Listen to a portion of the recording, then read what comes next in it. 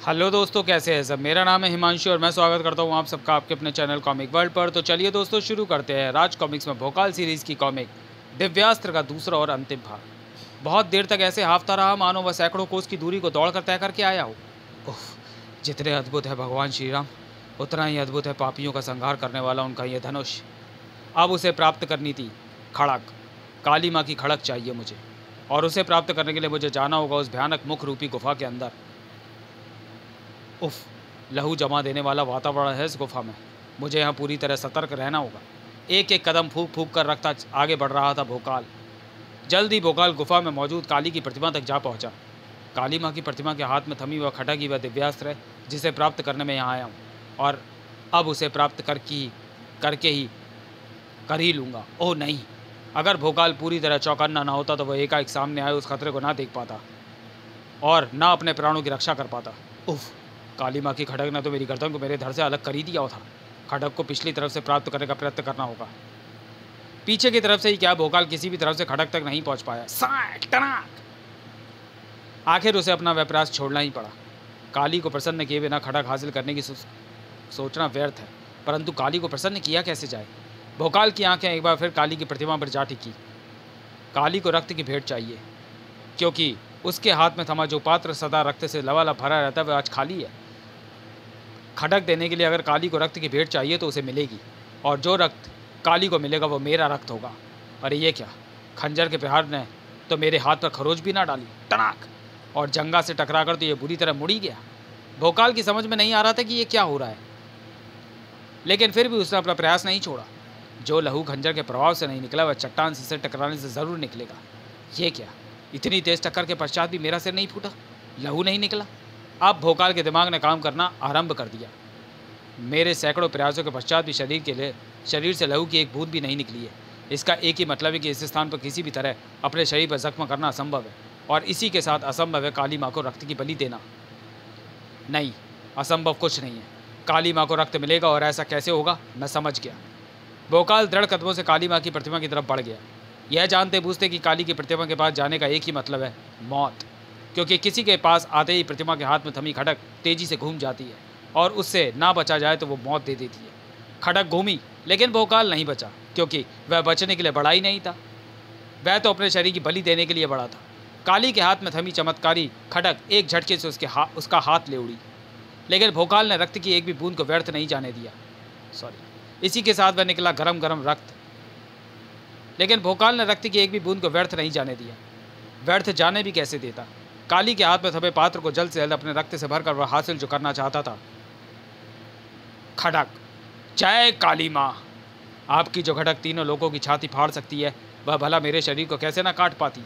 मैं धन्य हूँ जो आपने अपने हाथ का बलिदान देकर आपकी खड़क पाने में सफल हुआ। खड़क तो तुमने पा ली पुत्र, परंतु इसे संभालने के लिए तुम्हें दोनों हाथ चाहिए। आश्चर्यजनक ढंग से भोकाल का कटा हुआ हाथ अपने स्थान पर आ जुड़ा।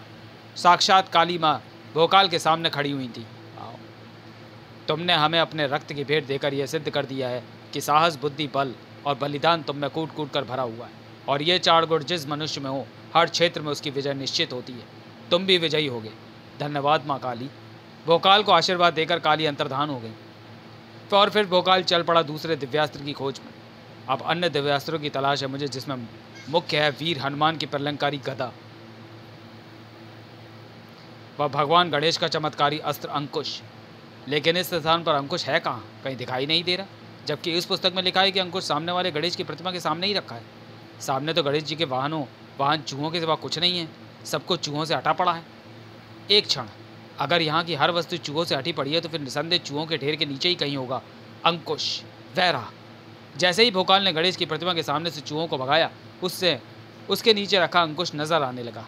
इसी के साथ इन दो आंखों में नजर आने लगी हिंसक चमक और अपने शिकार पर झपट पड़ने के भाव, और निसंदेही उसका शिकार था भोकाल, जो अंकुश को उठाने वाला हाथ बढ़ा चुका था, लेकिन वह अंकुश को छू भी नहीं पाया कि उस पर टूट पड़ी वह प्रलय। हे देवता, इतना विशाल और भयंकर चूहा, इससे बचना होगा, क्योंकि इसकी चपेट में आने का मतलब है अपने जीवन को समाप्त करना।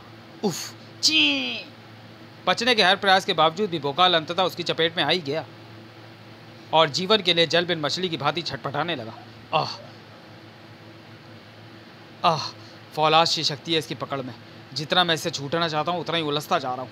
अब तो इससे स्वयं को बचाने का एक ही उपाय है कि मैं प्रयोग करूँ कोई दिव्यास्त्र। भोकाल का हाथ काली के खड़क पर जम गया। दूसरे ही क्षण भोकाल के हाथ में थमी खड़क हवा में लहरा उठी। अब बस बिजली सी ही कौंदनी थी और विशाल चूहे की गर्दन उसके धड़ से अलग होनी ही थी, लेकिन ऐसा नहीं हो पाया क्योंकि अनायास ही रुक गए भोकाल के हाथ। ये क्या अनर्थ करने जा रहा था मैं? अपने प्राण बचाने के लिए काली के खड़क जैसे दिव्यास्त्र से विशाल चूहे को लक्ष्य बना रहा था। यह भूल कर कि इस दिव्यास्त्र का लक्ष्य है पृथ्वी पर बोझ बना इस युग का पाप का सबसे बड़ा अवतार। उफ, मेरी भूल से अभी दिव्यास्त्र का लक्ष्य चूक जाता, परंतु अब ऐसा नहीं होगा। मैं काली की खड़क का प्रयोग नहीं करूंगा।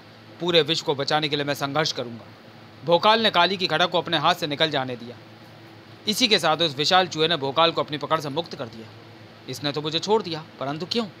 क्योंकि तुम परीक्षा में सफल हुए। दिव्यास्त्र पाकर तुम उसका प्रयोग करने के लिए कितने उतावले हो, यही देखना चाहते थे हम। आगे बढ़ो महाबली और भगवान का अंकुश प्राप्त करो। अब तुम्हें कोई नहीं रोकेगा। धन्यवाद मूषकराज। भोकाल ने आगे बढ़कर अंकुश प्राप्त कर लिया। भगवान गणेश के इस अंकुश से तो पर्वतों का सीना भी फाड़ सकता हूँ मैं। कुछ क्षणों बाद ही भोकाल अपने अंतिम लक्ष्य की तरफ बढ़ रहा था। मैं बहुत से दिव्यास्त्र प्राप्त कर चुका हूँ। अब महावीर हनुमान की गदा के साथ ही मेरे दिव्यास्त्रों की खोज समाप्त हो जाएगी और वह गदा मुझे मिलेगी इस घाटी में। भोकाल ने उस घाटी में प्रवेश किया और शीघ्र ही हनुमान की प्रलंकारी गदा तक जा पहुँचा। जो गदा पवन पुत्र हनुमान के हाथों में सुशोभित रहती थी, उसे उठाने के लिए मुझे अपनी समस्त शक्ति का प्रयोग करना होगा। पूरी श्रद्धा से गदा की तरफ उठते भोकाल के कदम अचानक लड़खड़ा गए। दूसरे ही क्षण जमीन पर पड़ा धूल चाटता नजर आ रहा था भोकाल। यह गदा हमारे पास वानर राज हनुमान की धरोहर है। इस पर सिर्फ वही मनुष्य अधिकार पा सकता है जो हमारे सरदार कपिराज को द्वंद्व में हरा दे। यह वानर साधारण तो लग रहा है, लेकिन इसमें अवश्य ऐसा कुछ होगा जो किसी के भी छक्के चढ़ा सकता है। इससे मुकाबला कांटे का होगा।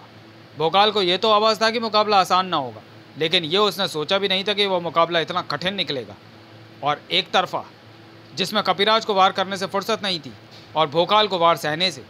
कपिराज के सामने दूध मुहा बच्चा साबित हो रहा था वह भोकाल जिसे सारा विश्व महाबली के नाम से पुकारता था। एकदम नौसिखिया नजर आ रहा था वह भोकाल जिसने अकेले अपने बल पर बड़े बड़े युद्ध जीते थे। इसके वीर वारों में सैकड़ों हाथियों सा बल और शरीर में हजारों चीतों जैसी फुर्ती भरी हुई है। इसके प्रहारों के तूफान के आगे मेरी शक्ति तिनके के समान उड़ती नजर आ रही है। इस बार जो गिरा भोकाल, तो कपिराज ने उसे फिर उठने का अवसर नहीं दिया। मेरे पाँव के नीचे तुम्हारे दोनों हाथ दबे हैं वीर मनुष्य। अगर तुम उन्हें निकालने में सफल हो जाओ तो हम ये द्वंद्व तुमसे हार जाएंगे। इसकी शक्ति और फुर्ती का मुकाबला करना मेरे लिए कठिन है, इसलिए मुझे एक अवसर मिला है कि मैं इसके पाँव को उठाकर उसे पराजित कर दूं। ओह, ये तो मैं इसके पाँव को तिल पर भी नहीं हिला पाया, परंतु जो अवसर मुझे मिला है, अगर मैं उसमें चूक गया तो गदा के साथ साथ अपने प्राण भी खो दूंगा। इसलिए मुझे इस वानर के पाँव को अपने हाथों से उठाना ही होगा। कपिराज के पाँव को उठाने के प्रयास में दांव पर लगा हुआ था भोकाल का सारा बल, हर हाल में गदा पाने की सारी इच्छा शक्ति और सारी निष्ठा। जय बजरंग बली। ओ, भोकाल ने चमत्कार ही किया था वह, जिसने सभी वानर मानवों को चमत्कृत कर दिया। तुम धन्य हो महाबली, जिस पाँव को रावण के दरबार के बड़े बड़े महारथी ने हिला न सके वो सब तक तुमने उखाड़ फेंका। रावण के दरबार के महारथी? इसका मतलब आप महाबली अंगद हैं? मुझे क्षमा करे वानर श्रेष्ठ। उठो पराक्रमी, अपने पराक्रम से तुमने जो चमत्कार कर दिखाया उसके लिए तुम क्षमा के नहीं, पवन पुत्र की गदा के हकदार हो। संभालो इसे। भोकाल ने हनुमान की गदा अपने हाथों में संभाली और बन गया दिव्यास्त्र धारक भोकाल। अब पूरी तरह तैयार था भोकाल पृथ्वी से पाप के अवतार का नाश करने के लिए। समाप्त। तो चलिए दोस्तों, वीडियो को यहीं समाप्त करते हैं और मिलते हैं हम राज कॉमिक्स में भोकाल सीरीज की अगली कॉमिक्स कालकूट में। तब तक के लिए धन्यवाद।